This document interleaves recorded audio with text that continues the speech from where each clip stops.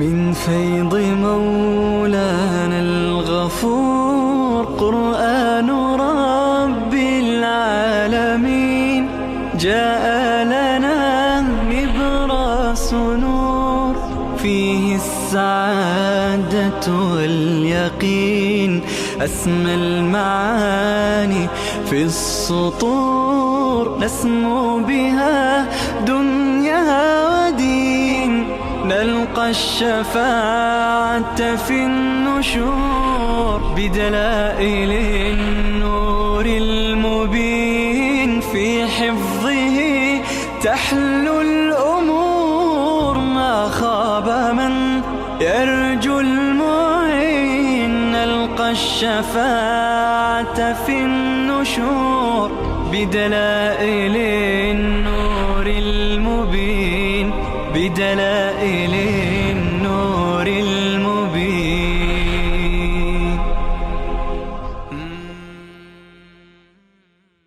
أعوذ بالله من الشيطان الرجيم. بسم الله الرحمن الرحيم. إن الله يأمر بالعدل والإحسان وإيتاء ذي القربى وينهى عن الفحشاء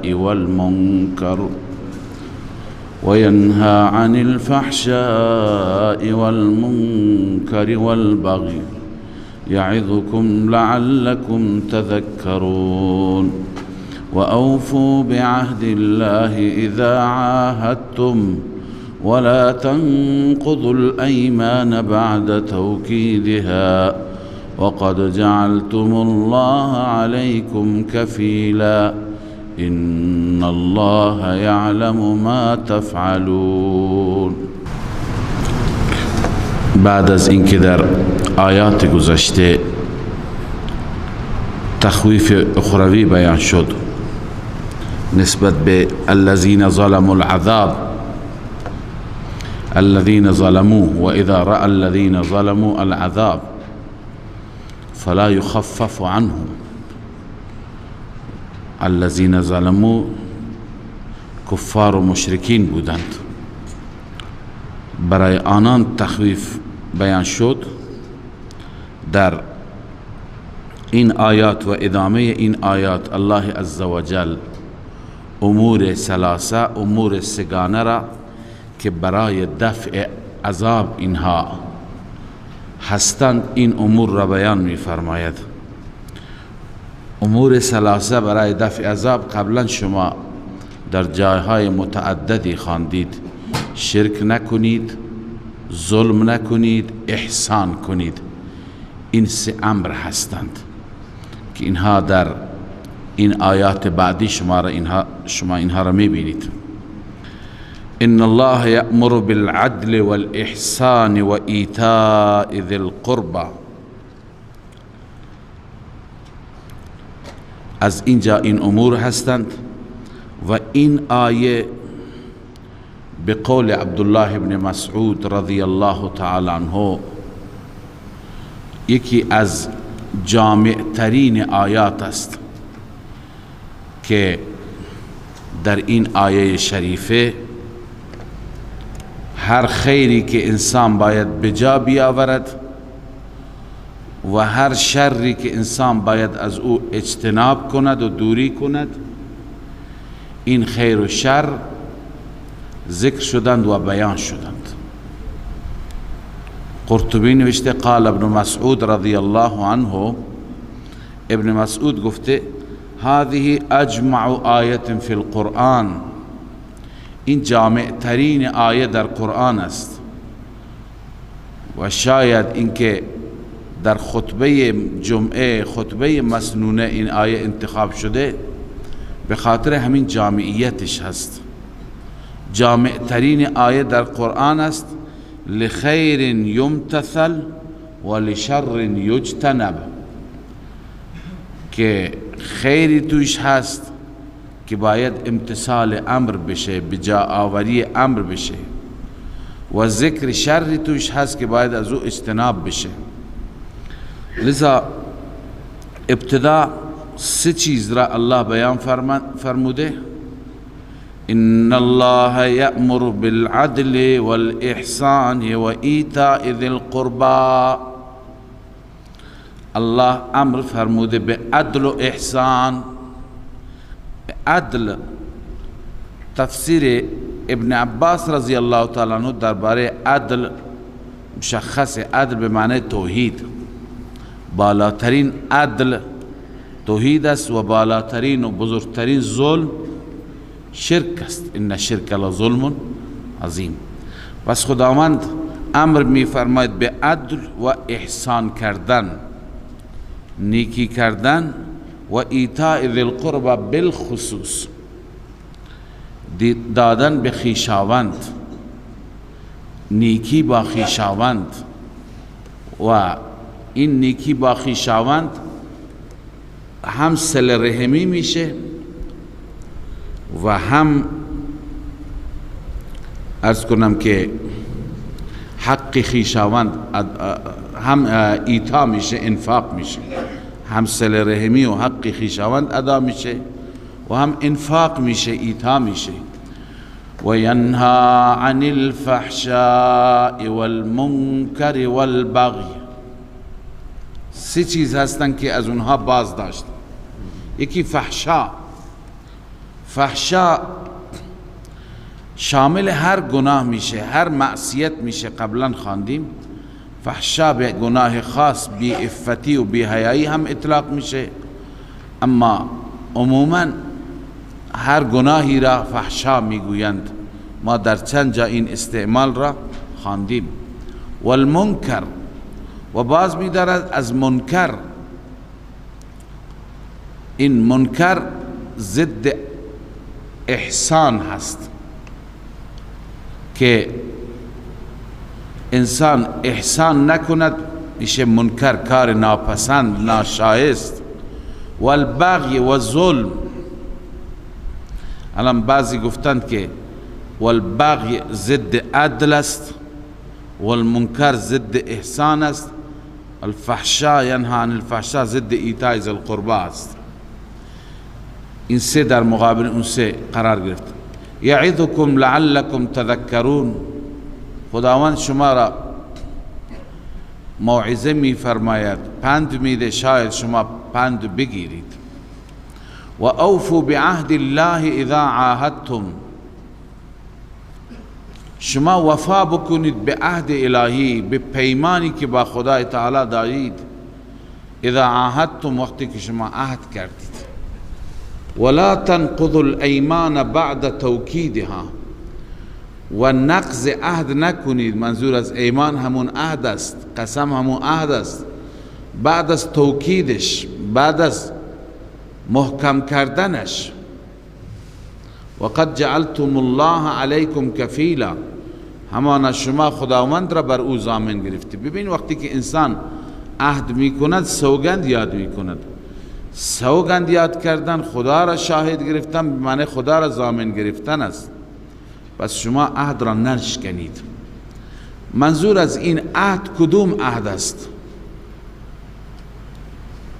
بیشتر مفسران معتقدند منظور از این عهد عهدی هست که عهد اسلام ما است.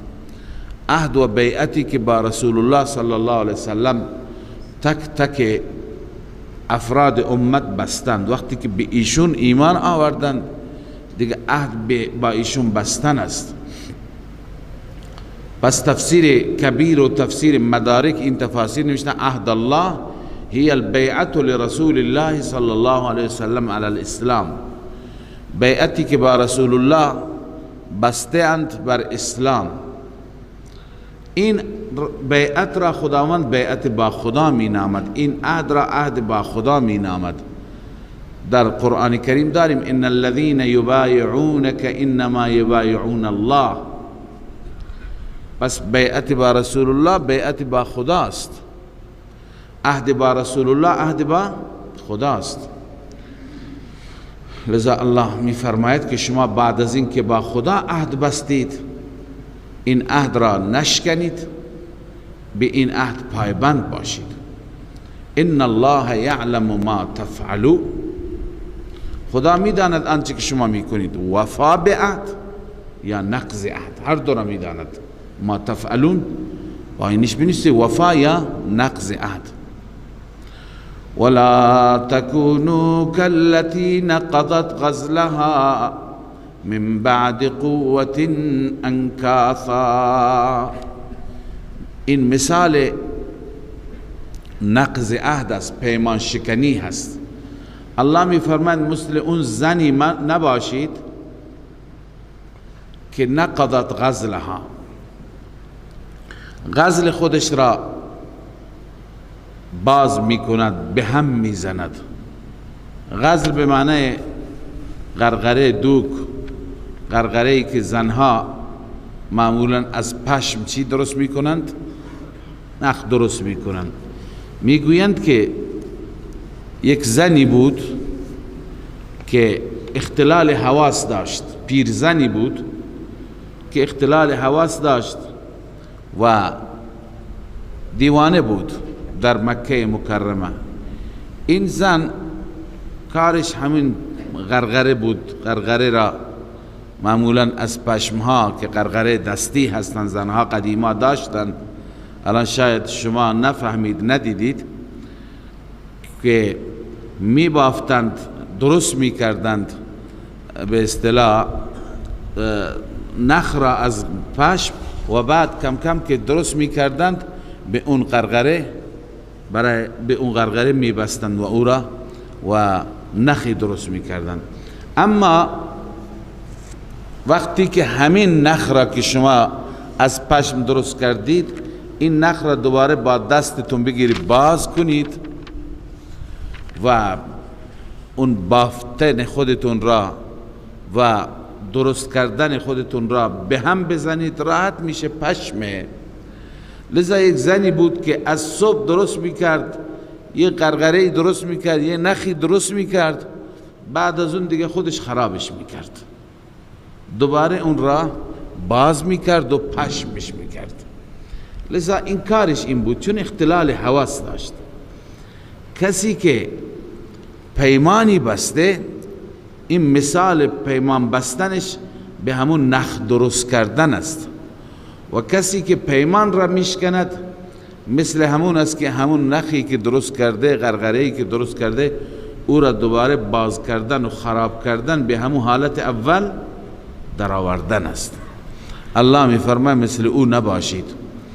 ولا تکونوا کالتی نقضت غزلها، نباشید شما مثل آن زنی که نقضت غزلها، نقض می کرد، پاره می کرد، خراب می کرد غرغرش را، من بعد قوت، بعد از قوت یعنی بعد از درست کردن، انکاثا، تکه تکه، ریزه ریزه، ریزه ریزهش می کرد. دوباره اون نخ خوبی که درست کرده بود به اندازه چند متر غرغره بزرگ، اون را تکه تکه می کرد، دوباره پشمش می کرد. ان تكون وتتخذون ايمانكم دخلا بينكم ان تكون امه هي اربى من امه. نمونه نقض عهد را بیان می فرماید، اینکه تتخذون ایمانکم، شما ایمان، قسم، سوگند یا عهد و پیمانی که بستید، این را قرار بدید دخلا بینکم، وسیله دخل. دخل به معنی فساد اینجا است، فساد بین خودتون. ببینید ما وقتی که با کسی عهد میبندیم، نام خدا را در وسط میاریم، سوگند میخوریم. اون طرف اعتماد که میکند به سوگند ما، به قسم ما اعتماد میکند. پس وقتی که به سوگند ما اعتماد میکند، پس ما اگر خیانت بکنیم، عهد را بشکنیم، پس این سوگند را، چون طرف اعتماد کرده به نام خدا، این سوگند را وسیله فساد قرار دادیم، نام خدا را وسیله فساد قرار دادیم، یعنی از این موضوع استفاده کردیم. پس الله می فرماید که تتخذون ایمانکم، شما سوگندهای خودتون را قرار دادید این مفعول اول تتخذون است، دخلا بینکم این مفعول دوم است، موجب فساد بین خودتان. خب ان تکون امتون، این به سبب ان تکون امتون، یعنی این کار را نکنید، عهدتون را و سوگندتون را به سبب فساد قرار نده، به خاطر اینکه ان تکون امتون هی اربا من امه، یک جماعتی از جماعت دیگر اربا هست، یعنی بیشتر است. از چه نظر؟ از نظر جمعیت، از نظر مال، از نظر قدرت. آیه را بفهمید، توجه بکنید. مثلا شما با یک جماعتی عهد بستید، پیمان بستید که این جماعت ضعیفی هست، بعداً یه جماعت قویتری هست، از نظر امکانات هم بهتره، از نظر پول و مال هم بهتره، لذا شما چیکار میکنید؟ پیمان با این را نقض میکنید، نادیده میگیرید، میرید با اون پیمان میبندید، چشمتون را میگیرد که اون بهتره، اون قویتر است، اون مال بیشتر دارد. خدا میفرماید این کار را نکنید. مراد از جماعت اینجا ببینید، ان تکون امتون هی اربا من امه. امت اول ملت شرک است، امت دوم ملت مسلمان است.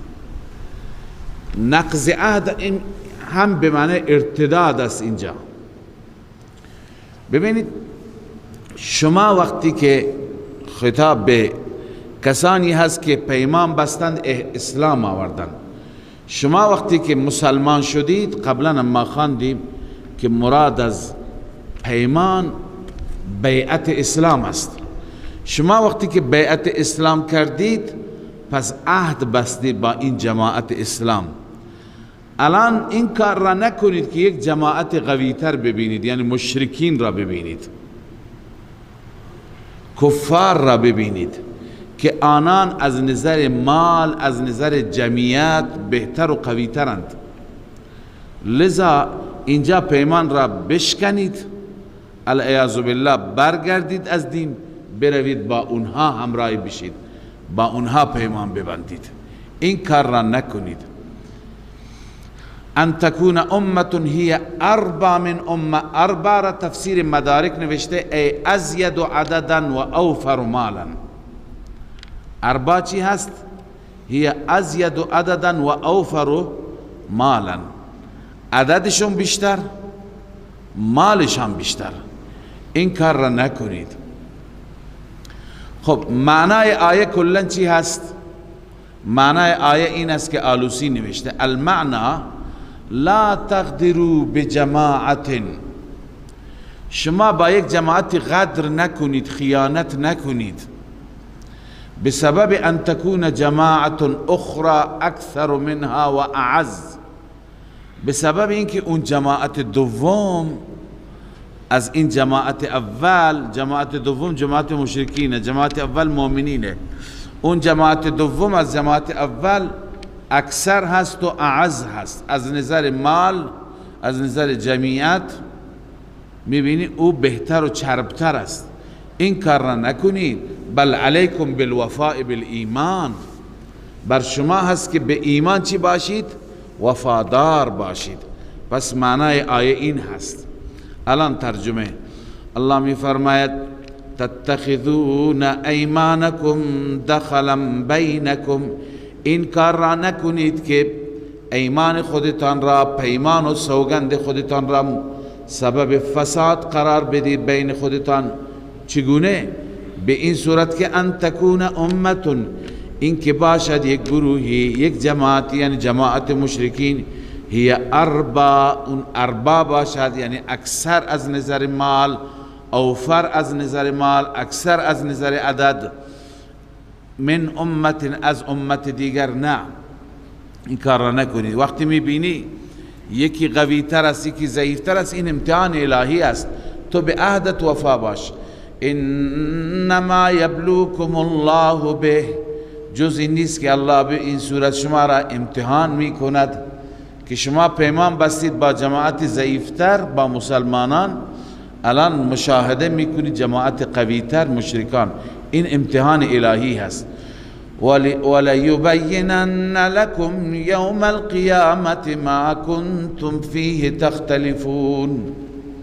الله تعالی بیان میکند عملا، یعنی فیصله میکند در روز قیامت آنچه که در آن اختلاف داشتید، آیا راه اسلام بهتر است یا راه کفر و شرک.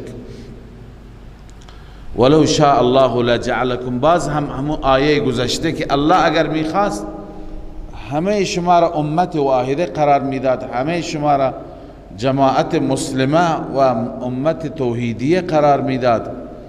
اما ولكن يضل من يشاء و يهدي من يشاء.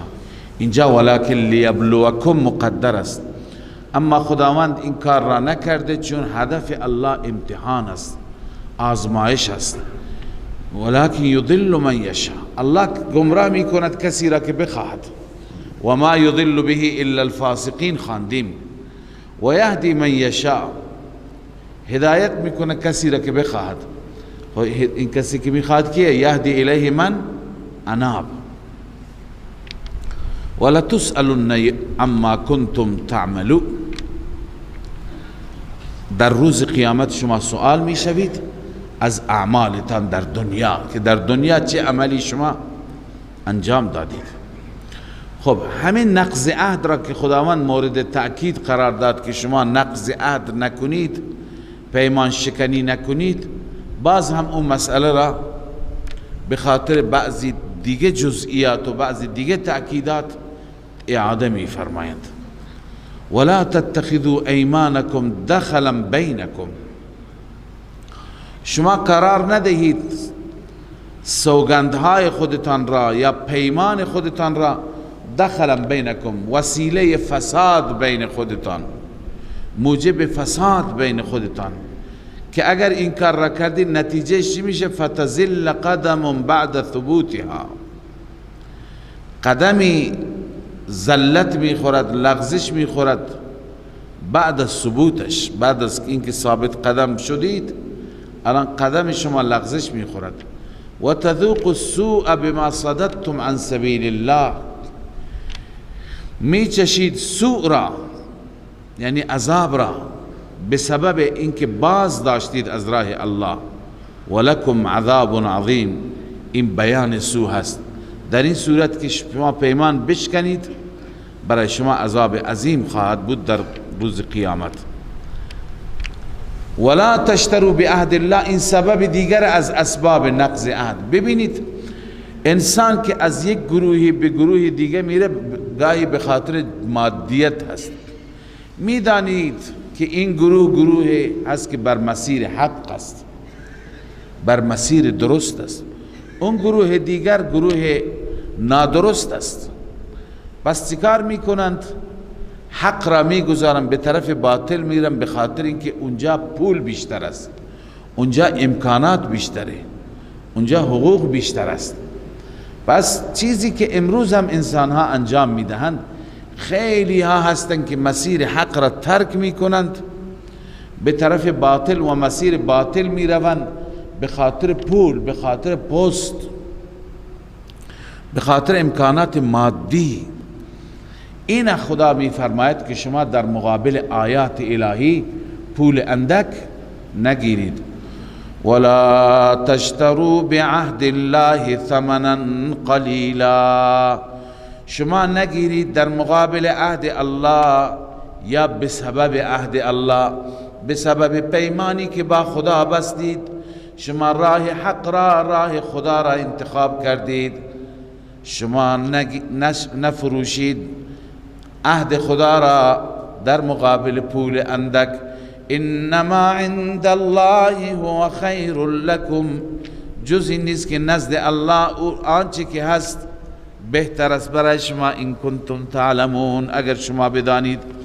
یعنی ثواب آخرت، اجر و پاداش آخرت بهتر است من عرض دنیا، از کالای دنیا، از زرق و برق دنیا، به مراتب لا تعد ولا تحصى، چندین برابر بهتر است که قابل تصور و قابل شمارش و قابل احاطه نیست. باز الله تعالی اینجا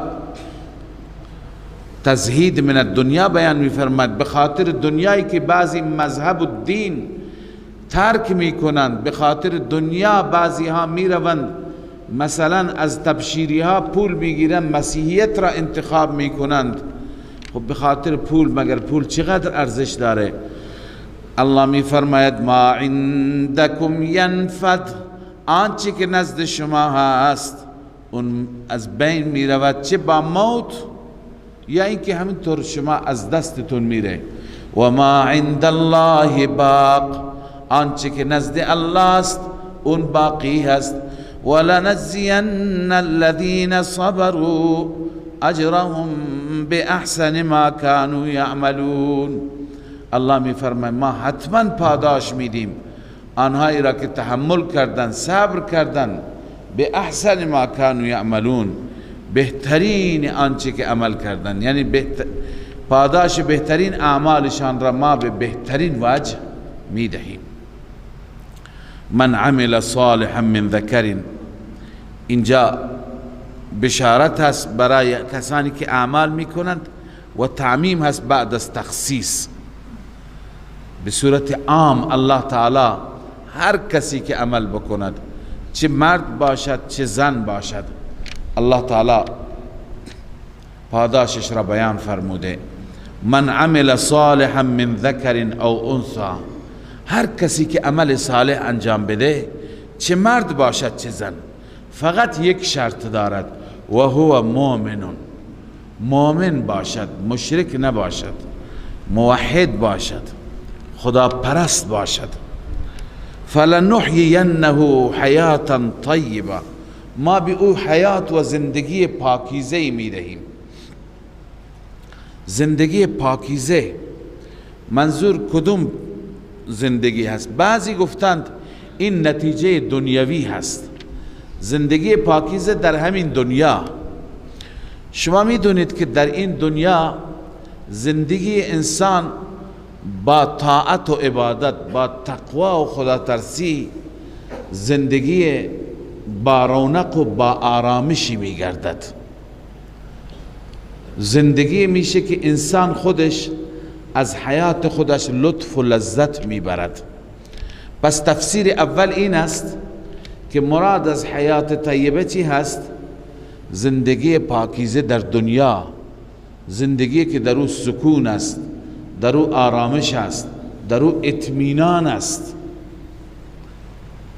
کسانی که همیشه به یاد خدا هستند، با اعمالند، با طاعت و بندگی هستند، این انسان ها چنان آرامشی دارند، چنان زندگی پاکیزه‌ای دارند که اونهایی که عبادت نمی کنند ندارند.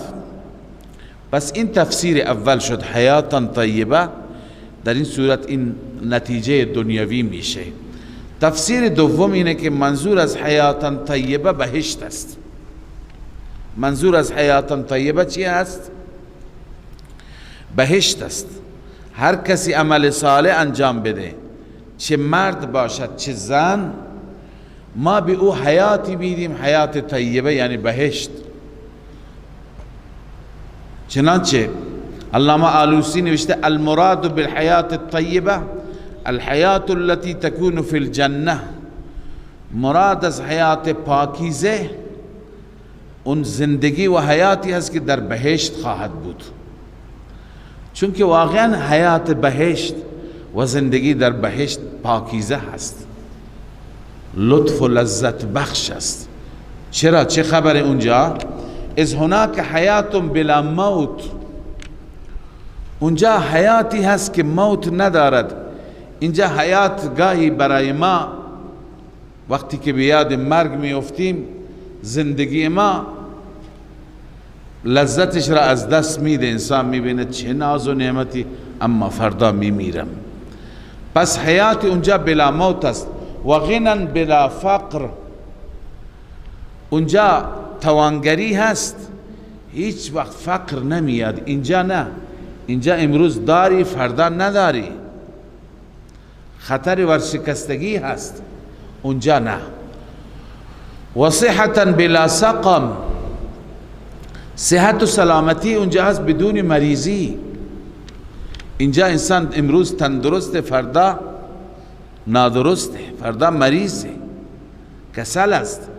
پس اونجا صحت بلا سقم و ملک یا ملک بلا هلک، انسان پادشاهی دارد، انسان تخت و عزتی دارد که هلاک نمیشه، هرگز از دست نمیره. اینجا پادشاهی ها بعد از 4 سال عوض میشه. و سعادت بلا شقاوه، و سعادتی اونجا هست که هیچ شقاوتی پشت سر ندارد. اما اینجا نه، یک روز شادی، یک روز ناراحتی، یک روز داری، یک روز نداری، یک روز خوشبختی، یک روز بدبختی. روح المانی. پس تفسیر دوم اینه که مراد از حیات طیبه چی هست؟ بهشت است، که در بهشت همه چیز طیبه هست، همه چیز پاکیزه هست، همه چیز زیبا هست. خب وقتی که مراد بهشت باشه و انهم اجرهم، بغیر از اون پاداش های دیگه مراد هستند. ولنجزینهم اجرهم باحسن ما كانوا یعملون، ما پاداششان را میدهیم به بهترین آنچه که عمل میکردند، یعنی بهترین پاداش را میدهیم به سبب عمل کردشان، به سبب اعمالی که در دنیا انجام میدادند. فاذا قرأت القرآن فاستعذ بالله من الشیطان الرجیم. این همه زیبایی ها، عمل صالح که منجر به زیبایی ها و حیات طیبه میشه، تنها جلوگیر این، مانع این شیطان است. لذا برای دفع شیطان قرآن خواندن و استعاذه به الله عزوجل، پناه گرفتن به ذات حق هست. هرگاه قرآن خواندی بس پناه ببر به الله از شر شیطان رانده شده، الرجیم المطرود، طرد شده، رانده شده. انه لیس له سلطان علی الذین آمنوا، همانا شیطان تسلطی ندارد بر مؤمنان. ببین کسی که مؤمن واقعی باشد شیطان بر او تسلط ندارد، وسواس میکند، تشویش در او ایجاد میکند، پریشانش میکند. اما تسلطی که او را به انحراف بکشد، به گمراهی بکشد، چنان تسلطی ندارد. اونایی که ایمان به خدا دارند و علی ربهم یتوکلون، بر ربشان توکل و اعتماد دارند، شیطان بر اونها غلبه ندارد. انما سلطانه علی الذین یتولونه، سلطان شیطان، غلبه شیطان بر آنانی هست که با شیطان دوستی می کنند، با شیطان دوست هستند. والذین هم به مشرکون، آنانی که به الله شریک می گیرند، مشرکند. به یعنی بالله، به خدای عزوجل شریک گرفتند یا به سبب الله مشرک شدند، چون دیگران را با خدا شریک گرفتند. لذا تسلط شیطان بر این افراد است، غلبه و دوستی شیطان با این افراد است. و اذا بدلنا آیه مکان آیه، اینجا زجر بر مشرکین است و جواب شبهه و اشکالی که اونها دارند. ببینید یکی از اشکالات بر نسخ بود. نسخ یعنی یک آیه امروز نازل شد، فردا یا چند سال بعد، چند مدت بعد این آیه حکمش مرتفع شد، این آیه حکمش منسوخ شد. خب مشرکین میگفتند که، اعتراض میکردند، یک دستور میده خدای محمد، بعد پشیمان میشه، میگه نه. خودشون دچار شک و تردیدند. الله تعالی در جواب میفرماید، در پاسخ میفرماید که خدا بهتر میداند که خداوند چرا تبدیل می کند. لذا از همین موضوع نسخ اونها میگن العیاذ بالله تو افترا میگویی، از خود درست میکنی، بعضی ها را بعض پشیمان میشی یه چیز دیگه جایگزین میکنی. الله تعالی میفرماید که آنچه که ما جایگزین میکنیم بنابر حکمت است، بنابر مصلحت است. والله اعلم بما ينزل، خدا بهتر میداند چی نازل میکند. یک دستوری صادر میکند که با توجه به شرایط امروزشان این دستور خوب است، اما با توجه به شرایط 6 ماه بعد غیر از اون دستور یک دستور پیشرفته تر نسبت به این اون دستور می آید. این خودش دلیل ترقی هست، دلیل تکامل است. کسانی که با قوانین و بخشنامه های حکومت ها امروز سر و کار دارند، اونها خوب به این مطلب واقفند که هر بخشنامه صادر میشه، هر قانونی صادر میشه، خب این دلیل کمال هست. این از اولی کامل تر است. اول بر اساس شرایط مردم و امکانات مردم یک قانون تصویب میشه، یک بخشنامه صادر میشه. بعد از مدتی که مردم به او عمل میکنند یک مقدار سطح بالاتر میره، یک مقداری کاملتر میشوند. خب اون بخشنامه اول کنار گذاشته میشه، یکی پیشرفته تر با توجه به شرایط امروز. پس نسخ آیه مؤمنین میدانند. کفار که تردید و اعتراض دارند، مؤمنین میدانند که نسخ آیه توش حکمت است، توش الله عزوجل خوبی ها و محاسنی گذاشته که در اون آیاتی که هیچ نوع نسخی داشته نباشند اونجا اینطور نیست. پس الله می فرماید و اذا بدلنا آیتا مکان آیه، هرگاه ما تبدیل کنیم یک آیه ای را بجای آیه، والله اعلم بما ينزل، خدا بهتر میداند که چی نازل میکند، چی حکمی میفرستد. اما وقتی که ما تبدیل میکنیم قالوا انما انت مفتر، کفار میگویند، مشرکین میگویند تو افترا گفتی. بل اکثرهم لا یعلمون، الله می فرماید بلکه اکثر اینان نمیدانند. چرا نمیدانند؟ که ان لنا فی النسخ حکمه،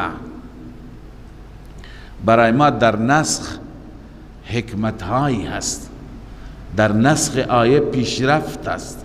اینو نمیدانند.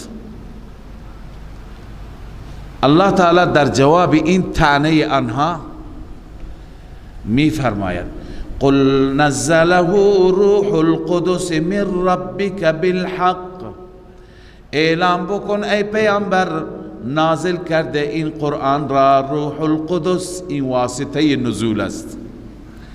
جبرائیل امین نازل کرده من ربک، از ربت، بالحق، بحق یعنی با صداقت، با راستی. لیثبت الذین آمنوا وهدى وبشرى للمسلمین، تاکہ بوسیلے این قرآن ثبات بده، استقامت بده کسانی را که ایمان آوردند و همچنین هدایت است و مژده است برای مسلمانان. ببینید برای مؤمنان چطور ثبات است در این نسخ، تردد است یا ثبات است؟ اونهایی که عمیقاً فکر می کنند واقعاً در نسخ آیات ثبات است.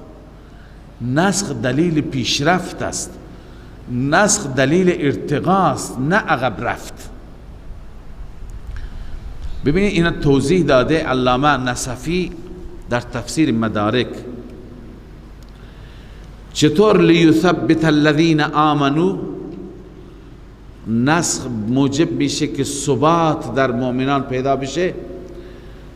می فرماید قبل از لیثبت الذین لیبلوهم بالنسخ مقدر است. علامه نصفی میفرماید اصل عبارت اینه قل نزله روح القدس من ربك بالحق لیبلوهم بالنسخ ولیثبت الذین. خداوند نسخ میاره تا که مسلمانان را با نسخ بیازماید، امتحان کند. حتی اذا قالوا فیه هو الحق من ربنا، حتی وقتی که نسخ چه آیه نازل میشه آنان میگویند که این آیه حق است از جانب رب ما است، والحکمه، و همچنین تو این آیه حکمت است، لأنه حکیم لا يفعل الى ما هو حکمت و صواب، چون که خدای عزوجل حکیم است و بغیر از کار حکمت و صواب، کار درست، کار دیگه انجام نمیده. حکم لهم بثبات القدم و صحت الیقین و طمانینة القلب. خداوند در حق اونها ثبات قدم، صحت یقین، اطمینان قلب فیصله میکند با آیات حکیمانه خودش. ببینید منظور اینه که مؤمنان وقتی که نسخ را ببینن مطمئن میشن که در حق ما نسخ مفیدتر است. در حق ما نسخ چی هست؟ مفیدتر است و بهتر است برای ما نسخ. لذا الله می فرماید لیثبت الذین آمنوا وهدى وبشرى للمسلمین. ما آیات را که تبدیل می کنیم تا که ثبات بدهیم به کسانی که ایمان آوردند و همچنین هدایت علما، هدایت من الضلال، از گمراهی، و بشرا مجده هست برای نجات، اما برای مسلمین مستفیدین. خب یکی از طعنه‌ها و شبهاتی که اونها وارد میکردن درباره نسخ بود که اینجا جواب داده شد در سوره بقره هم شما خواندید ما ننسخ من آیت او ننسها نأتی بخیر منها او مثلها. ما اگر آیه را منسوخ میکنیم بهتری را، حکم بهتری را می آوریم یا مثل اون را می آوریم. یکی دیگر از اعتراضاتشون این بود که پیغمبر این قرآن را از کسی یاد میگیرد، از کسی تعلیم میگیرد. اونها هر چی که دنبال کردند اعتراض بگیرند نتونستند. آخر یک غلام رومی بود، برده رومی بود به نام بلعام رومی. این بلعام مسلمان شد، خدمت رسول الله صلی الله علیه وسلم آمد، اسلام را پذیرفت و بعد از اون گاهی خدمت رسول الله می آمد و درباره دین و ایمان یاد می گرفت، تعلیم می گرفت، در محضر رسول الله می نشست. مشرکین دیگه بهانه گیرشون نیامد، گفتند که همین غلام رومی این به پیغمبر درس میده، یاد میده. لذا این کلام در واقع از همین بلعام رومی است که از روم آورده. الله تعالی در جواب فرمود که شما چقدر بیخرد هستید که زبان این شخصی که شما نسبت میدهید زبان او عجمی هست، رومی هست و این قرآن عربی مبین است، عربی آشکار است. این قرآن را چطور با این فصاحت و بلاغت یک غیر عرب که عربی بلد نیست چطور میتواند بیاورد؟ لذا این اشکال دومشان را الله تعالی جواب داد. الله می فرماید ولقد نعلم انهم یقولون انما يعلمه بشر. همان ما میدانیم که آنان میگویند این پیغمبر را آموزش میده بشری، اما اون بشری که اونها اشاره میکنند لسان الذی یلحدون الیه اعجمی، زبان اون کسی که اینها نسبت میدهند به او، یلحدون الیه یعنی ینسبون الیه، منظور بلعام رومی، زبان او الله میفرماید اعجمی، عجمی هست. و هذا لسان عربی مبین، این قرآن به زبان عربی روشن و آشکار است. چطور این قرآن را یک عجمی میتونه بیاره؟ خب الان بعد از اینکه اشکالات را جواب دادن، تخویف. ان الذين لا يؤمنون بآیات الله، الله می فرماید بدون شک آنانی که ایمان به آیات الهی نمی آورند، لا یهدیهم الله، این نتیجه دنیوی، در دنیا خدا آنها را هدایت نمی کند، و نتیجه اخروی ولهم عذاب علیم، برای آنان عذاب دردناک است، عذاب خطرناک است. انما یفتر الكذب الذین لا یؤمنون بآیات الله، الله می فرماید این قرآن افترا نیست بلکه مفتری شما هستید. افترا می گوید، افترا الكذب، الذين افتراء دروغ، آنانی که لا یؤمنون بآیات الله، ایمان به خدا ندارند. و اولئک هم الكاذبون، آنان خودشان هستند کاذب، فی نسبت الافتراء الیک، که نسبت دروغ را به شما میدهند، خودشون کاذب هستند. من کفر بالله من بعد ایمانه الا من اکره، الان تخویف اخروی برای کسانی که از ایمان برگردد، مرتد بشه، العیاذ بالله. اما در این میان استثناء میشه یک کسی که از طرف ظالمی، از طرف ستمگری به او اجبار بشه، به سرش بزنند که برگرد از ایمان، کفر کن. خب به زبان اگر کفر بیاورد و در دل ایمان داشته باشد، توحید داشته باشد، اون استثناء هست.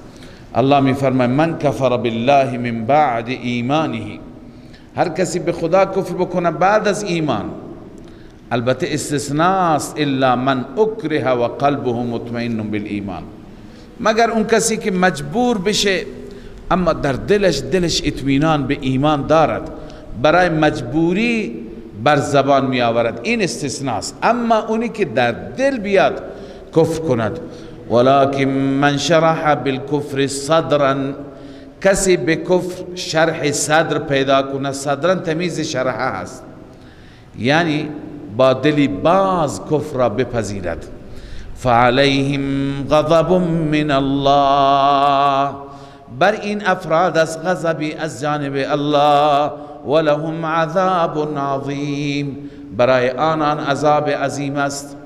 واقعا امروز هم هستند بعضی از افراد که به خاطر مادیات از دین ارتداد پیدا میکنند، مرتد میشوند.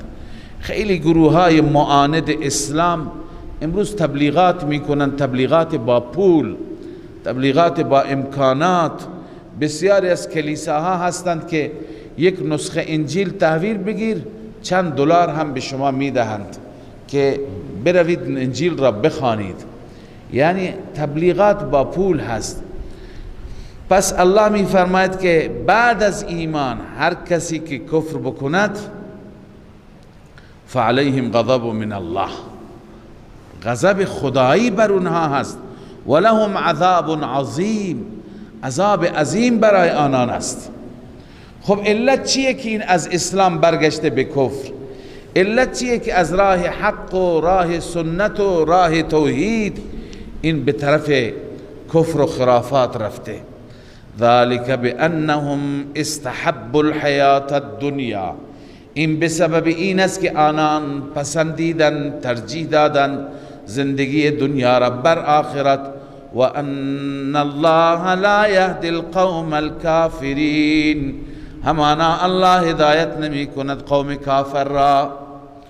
اولئک الذین طبع الله، اینها که کفر را انتخاب می کنند، ارتداد را، اینها را الله می فرماید مهر زده الله بر دلهایشان و سمعشان، بر دلهایشان فلا يدخل فيهم الایمان و سمعهم فلا تسمع الایمان سماع قبول، چنان سماعی که قبول بکند نمیشنود. و ابصارهم فلا ترى یا فلا یرى سبیل الحق، راه حق را نمی بیند. و اولئک هم الغافلون، این افراد غافلند، از خدا بیخبرند. لا جرم انهم، لا محالت، هیچ شکی توش نیست که اینها در آخرت هم الخاسرون، اینها هستند زیانکاران. چرا؟ لمصیرهم الی النار، چون که رجوع اونها به سوی آتش است، به طرف جهنم است. ثم ان ربک للذین هاجروا، در بعد از این تخویف الله تعالی بشارت بیان می‌فرماید، بشارت برای مؤمنان و بشارت برای اون مؤمنانی که در راه ایمان تکالیف را برداشت میکنند. من جمله تکالیف هجرت در راه خداست. الله میفرماید ثم ان ربک للذین هاجروا من بعد ما فتنوا، سپس پروردگار شما برای آنانی که هجرت کردند بعد از اینکه فتنوا شکنجه شدند، ای آذاهم الکفار لاجل دینهم، فتنوا اینایی هستند که کفار به خاطر دین آنها را اذیت کردند، آنها را آزار دادند. ثم جاهدوا و صبروا، سپس اینها مجاهده میکنند، صبر میکنند. اینهایی که مجاهده میکنند و صبر میکنند، تکالیف را برداشت میکنند. ان ربک من بعدها لغفور رحیم، همانا رب بعد از آن، یعنی بعد از این مجاهده، بعد از این صبر و تحمل، نسبت به اونها غفور و رحیم است، بخشاینده و مهربان است. یوم تأتی، این متعلق غفور است. چه روزی اینها را میبخشد؟ چه روزی بر اینها لطف میکند؟ یوم تأتی کل نفس تجادل عن نفسها، آن روزی که میآید هر نفسی جدال میکند، بحث میکند و دفاع میکند از نفسش. هر کسی میآید از خود دفاع میکند. و توفی کل نفس ما عملت، توفی ای تعطا کاملا، هر نفسی آنچه که عمل کرده به صورت کمال داده میشه. و هم لا یظلمون، آنان مورد ظلم واقع نمیشوند. یعنی لا ينقص من حسناتهم ولا يزاد على سیئاتهم. لا یظلمون معنیش اینه که از حسناتشون هیچ چیزی کم نمیشه و بر سیئاتشون هیچ چیزی اضافه نمیشه، اعمالشون محفوظ. پس الله میفرماید که اینها در اون روز پاداش داده میشوند.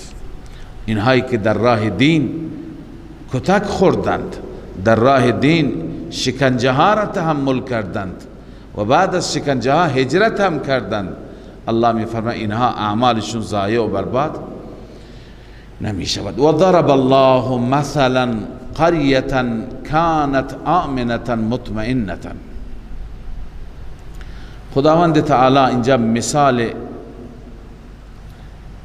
اون کسانی که ایمان نمی آورند، همین که شما خواندید که استحب الحیات الدنیا علی الاخره، اولئک الذین طبع الله علی قلوبهم و سمعهم، منظور اهل شرک، اهل کفر. اینها نه تنها آخرتشون خراب و برباده، دنیایشون هم در غالب مثال الله تعالی بیان می‌فرماید. مصداق این مثال اهل مکه هستند، مردم مکه هستند. چطور؟ رسول الله صلی الله علیه وسلم وقتی که تشریف آوردند، قبل از رسول مکرم اهل مکه امنیت داشتند، اطمینان و آرامش داشتند، از هر طرف برایشان رزق و روزی می آمد. اما وقتی که پیغمبر خدا آمد و اینها ایمان نیاوردند، تکذیب کردند و جنگیدند با پیغمبر جدل کردند، خدای تعالی ابتدا اینها را گوشمالی داد، به قحط مبتلا کرد. البته به دعای رسول الله هم بود. ما در روایت ها داریم که رسول الله فرمود اللهم اجعل سنیهم کسنی یوسف، خدای سالهای آنان را مثل سالهای یوسف بگردان. یعنی چنان قحط، 7 سال قحط شد. در زمانی بود که پیغمبر خودش به مدینه تشریف آورده بود و بسیاری از کاروانیان را، قبائل را رسول الله صلی الله علیه وسلم گفته بود که به اونها مواد خوراکی ندند، دستور داده بود. پس اهل مکه چنان زندگی فلاکتباری گرفتند که با اشاره این آیه معلوم میشه اونها هر چی میخوردند از گرسنگی، اونها حتی میته میخوردند و استخوانهای کهنه را اونها زیر سنگ پودر میکردند و میخوردند، از بس که الله تعالی برای اونها فاقه و گرسنگی آورد. لذا الله اینجا میفرماید و ضرب الله مثلا قریة کانت آمنة. خدا بیان کرده صفت یک قریه ای را، مثلا به معنی اینجا صفت می آید که کانت آمنة، این قریه اول آمن بود، یعنی امنیت کامل داشت. مطمئنة، مطمئن این نتیجه امن است. وقتی که انسان امنیت داشته باشد اطمینان هم پیدا می کند. یأتیها رزقها رغدا، رزق آن، روزی آن پیش آن قریه می آمد با فراخی. رغدا یعنی واسعا، با فراخی می آمد. من کل مکان، از هر ناحیه، از شمال می آمد، از جنوب می آمد، از شام می آمد، از یمن می آمد. اما فکفرت بانعم الله،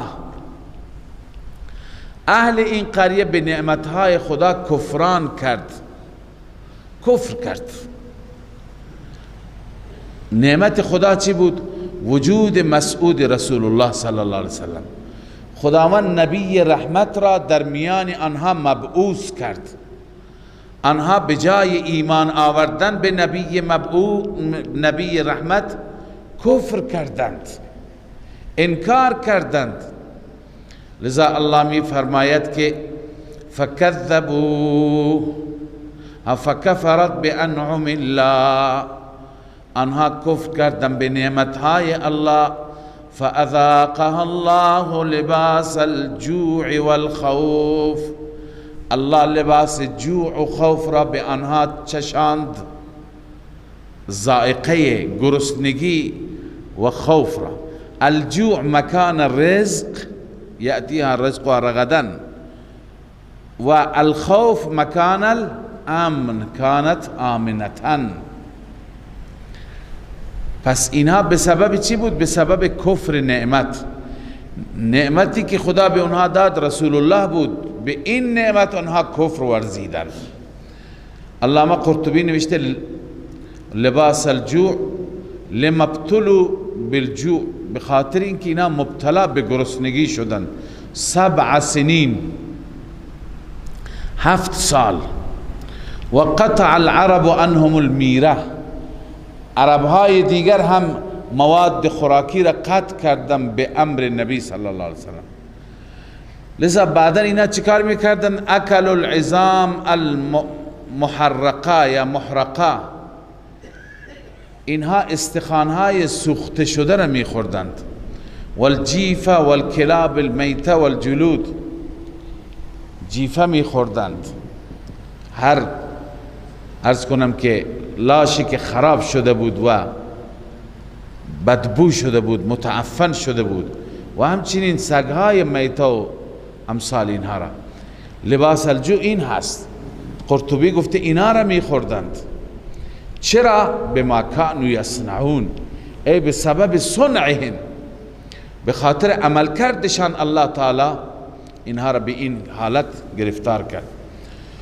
ولقد جاءهم رسول منهم فكذبوه، رسول پیش آنان آمد، آنان تکذیب کردند.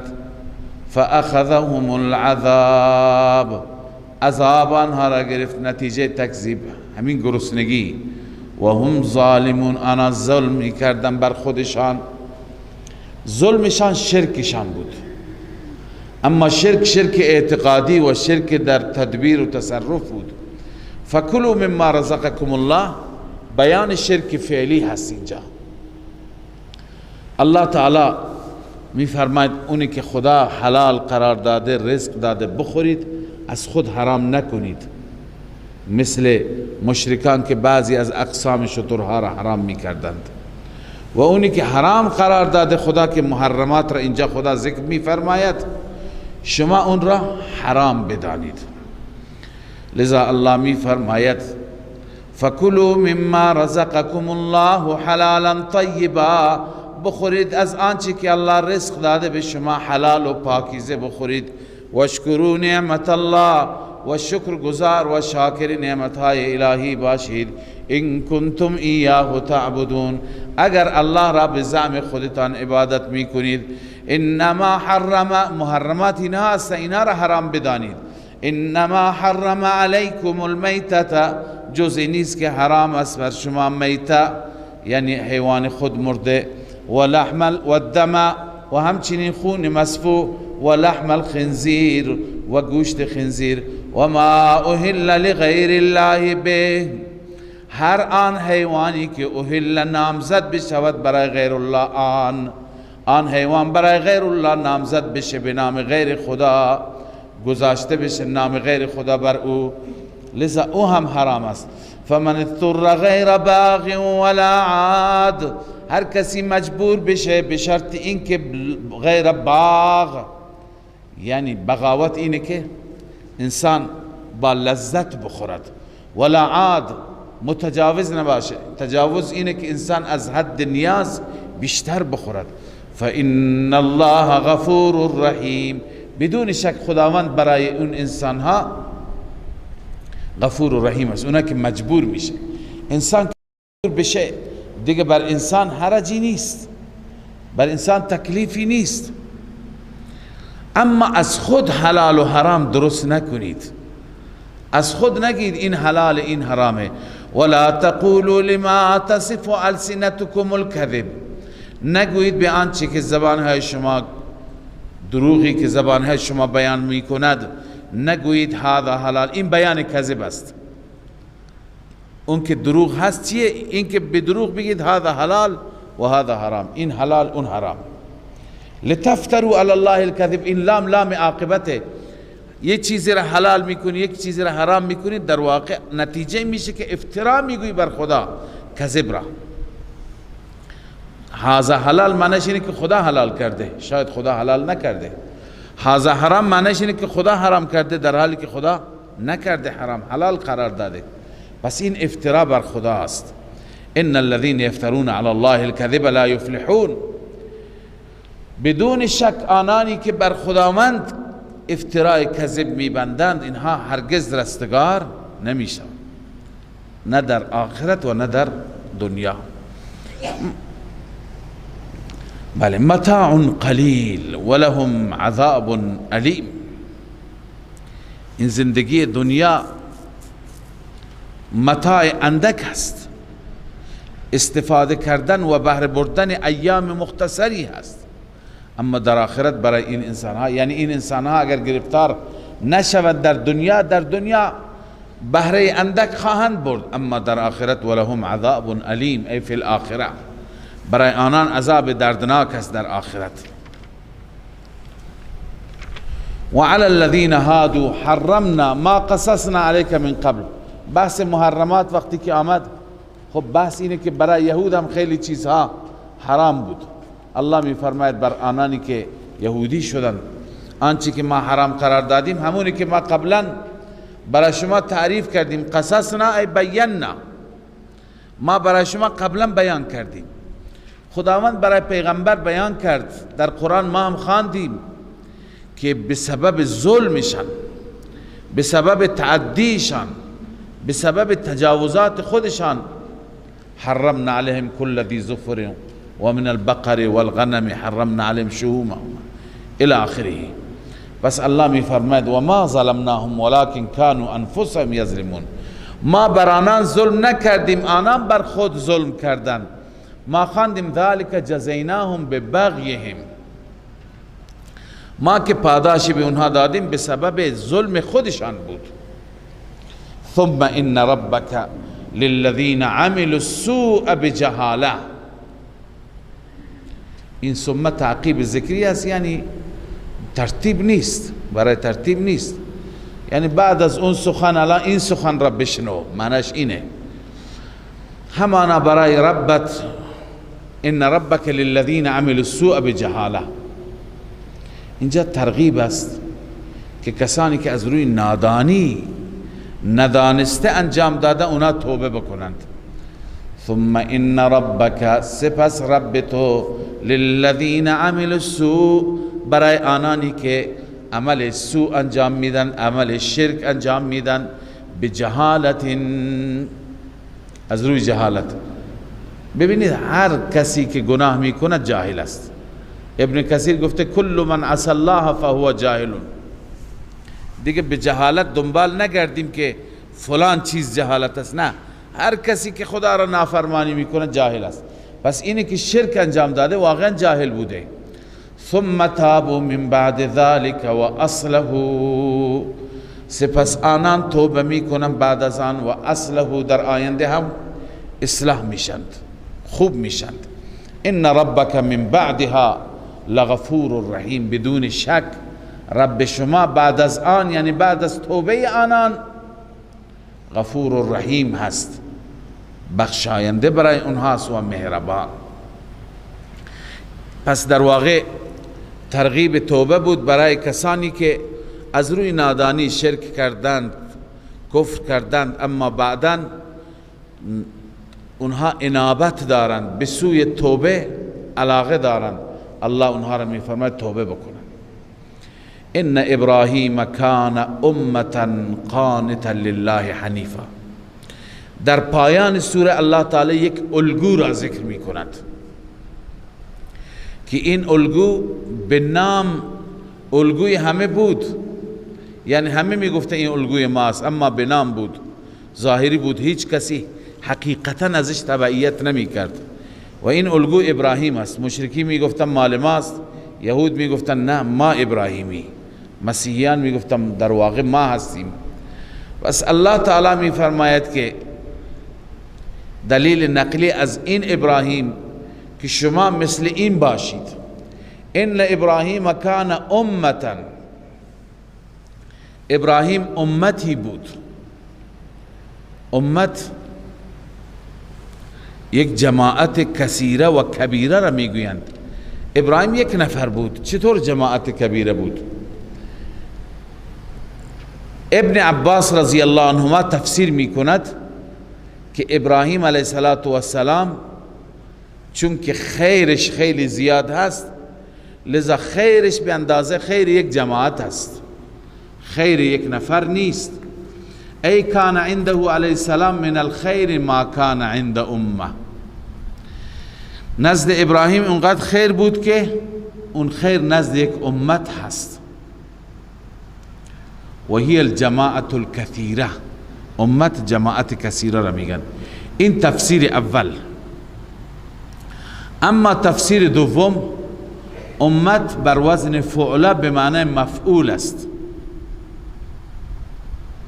مثلا الرحله به معنی مرحول، المرحول الیه. پس امت به معنی چی هست؟ مأموم. مأموم یعنی مقتدا، پیشوا، اونایی که بقیه از او تبعیت می کنند.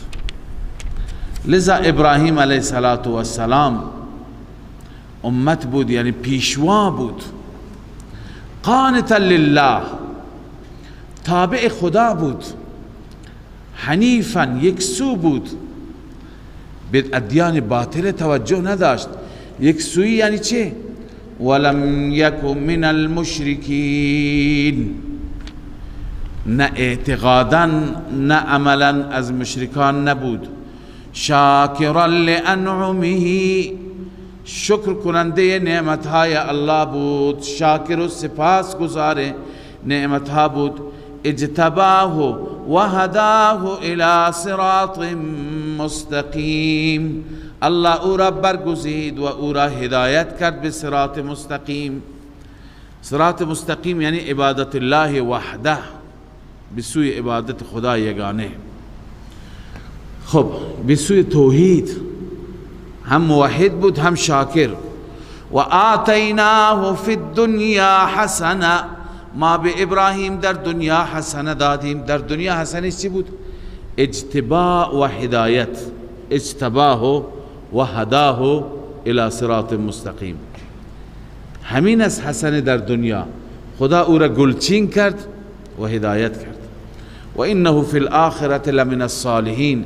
ابراهیم در آخرت از صالحین است، جایگاه ویژه‌ای در نبوت به نام صالحین.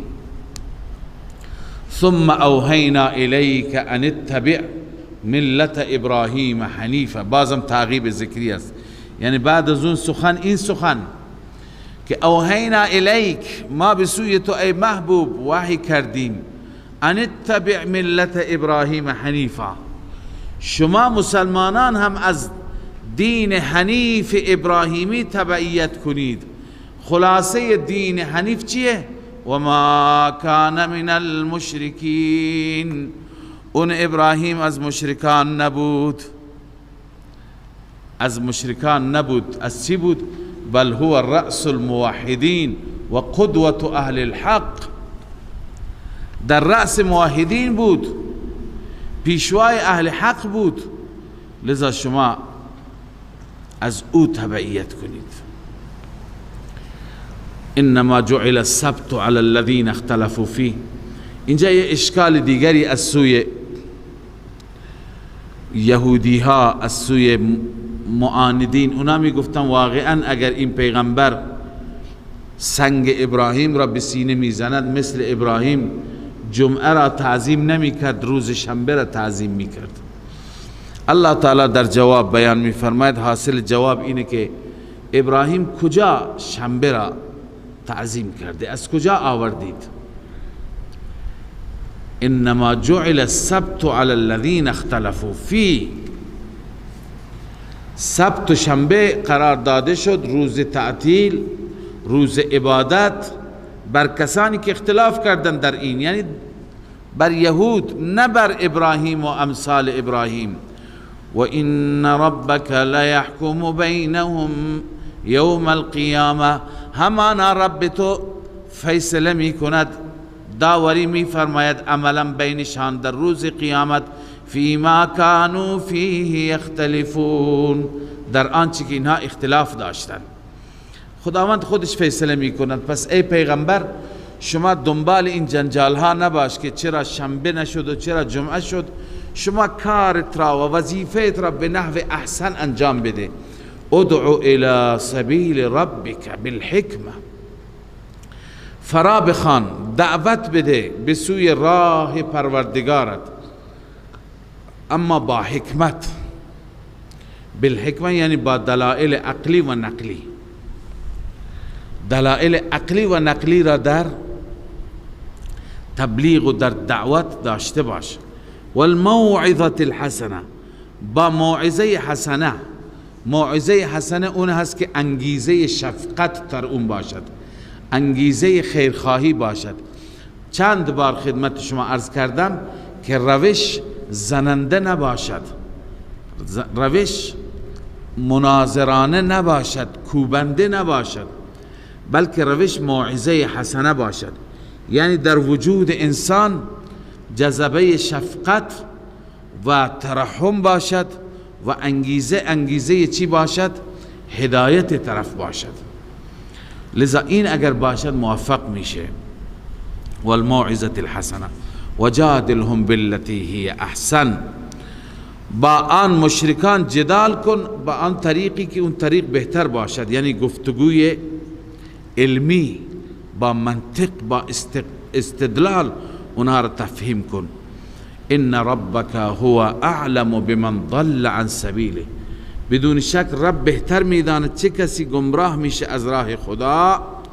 و هو اعلم بالمهتدین، و خدای عزوجل بهتر میداند هدایت یافتگان را، اونهایی که بر مسیر هدایت هستند. اما در آخر الله عزوجل، چون سوره مکی هست، هنوز جهاد نازل نشده، و ان عاقبتم فعاقبوا بمثل ما عوقبتم. اگر شما انتقام گرفتید انتقامتون را بگیرید به مثل آنچه که به شما شکنجه دادند، شما را اذیت کردند. ولئن صبرتم لهو خیر للصابرین. عزیمت است. اگر شما صبر کنید پس این صبر بهتر است برای صابرین. صبر عزت میارد، صبر عرض کنم که سربلندی می آورد و آخر به پیغمبر محبوبش تسلی داده واصبر و ما صبرک الا بالله.